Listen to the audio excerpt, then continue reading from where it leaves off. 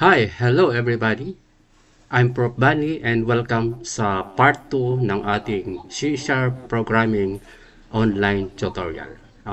Today sa video, pag-uusapan natin yung tungkol sa C-Sharp variable. Pero bagong lahat, nais ko muna magpapasalamat sa lahat ng mga nag-likes and shares and lalong-lalo na sa mga nag-subscribe. Dahil parte yan ng success ng aking YouTube channel. So sana makatulong to sa inyo, no, yung sa lahat-lahat na makapanood dito magkakaroon kayo ng idea tungkol dito sa ating magiging topic. Okay? So shoutout ko lahat ng estudyante ng Systems Plus Computer College and lahat ng mga PSIT, PSBA, and the mga senior high school. Okay? So let's get started. Okay, so ngayon ang pag-uusapan natin ngayon is about variables. Okay? In C# variables, ginagamit guys to store and manage data in a program. So yung variable guys is essentially name, storage location, in the computer's memory, no, kung saan nakastore and retrieve data. Pero before you use a variable in C#, you need to declare it, no? Specifying its data type and optionally assigning the initial value. Okay. So ngayon, ang gagawin natin, in this example, meron tayong dalawang variable. So yung x and y are declared to store integer values. So the value are assigned to this variable using the assignment operator. Okay?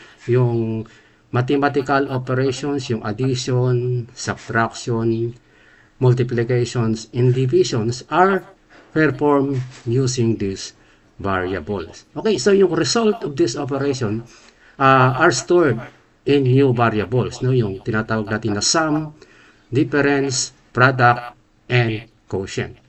So the console.writeLine statement ay ginagamit to print the result of the console. So dito sa example natin, also demonstrate that variables can be updated by assigning them to a new values. Pero ang gagawin muna natin, yung mathematical operation para ma-simplify natin paano ba natin gagawin. Okay? So let's start with our new project. Visual C#, console application, and file name na console application 12, then hit OK.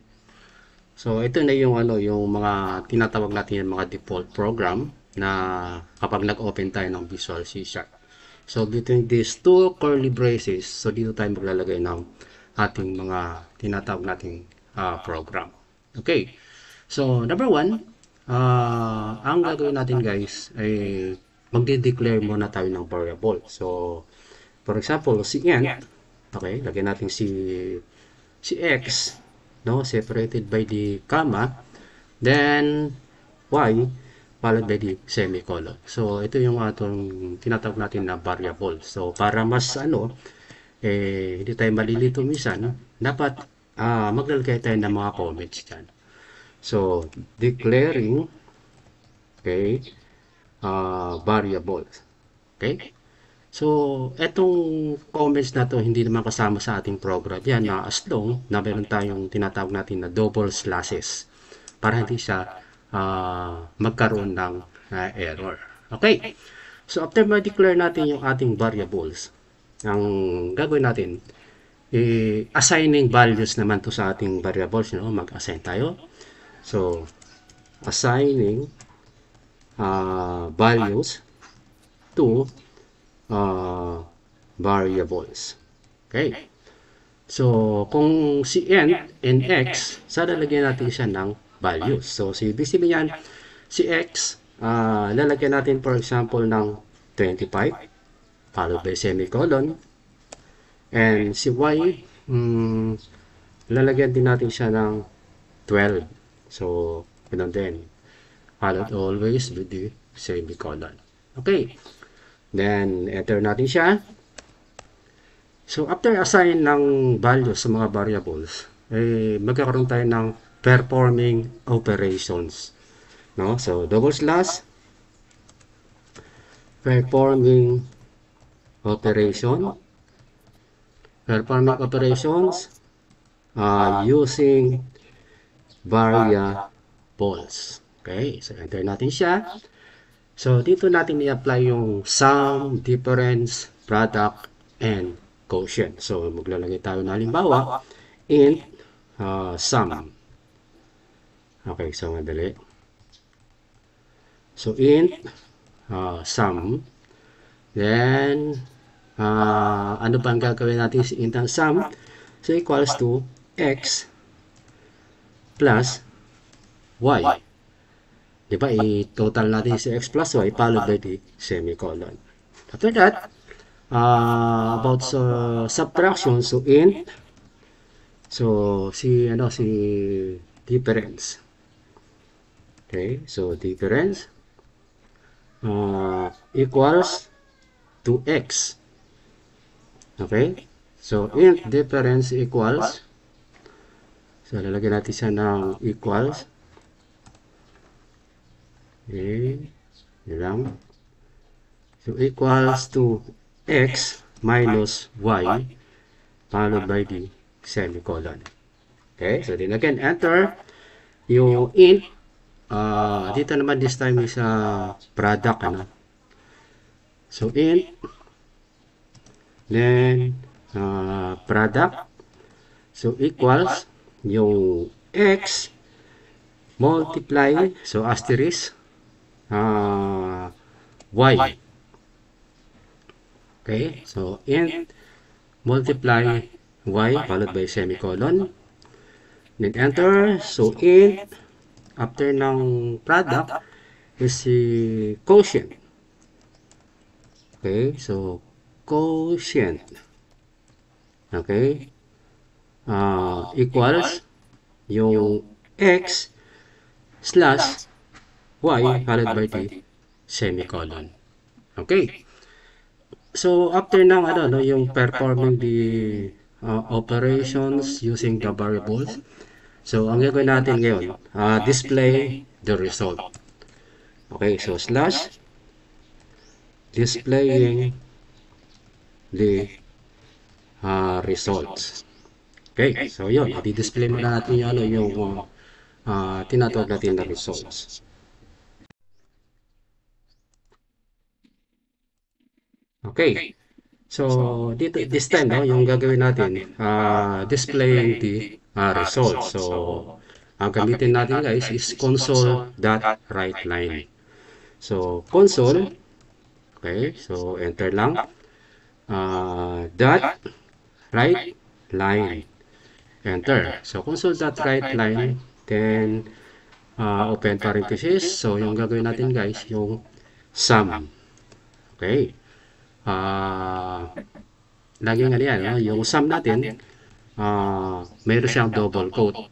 Okay? So, ibig sabihin nakapaload yung name, sum, then, maglalagay tayo ng double dot, followed by, again, double quote, ano? Then, plus, okay, sum, followed by close parenthesis and semicolon.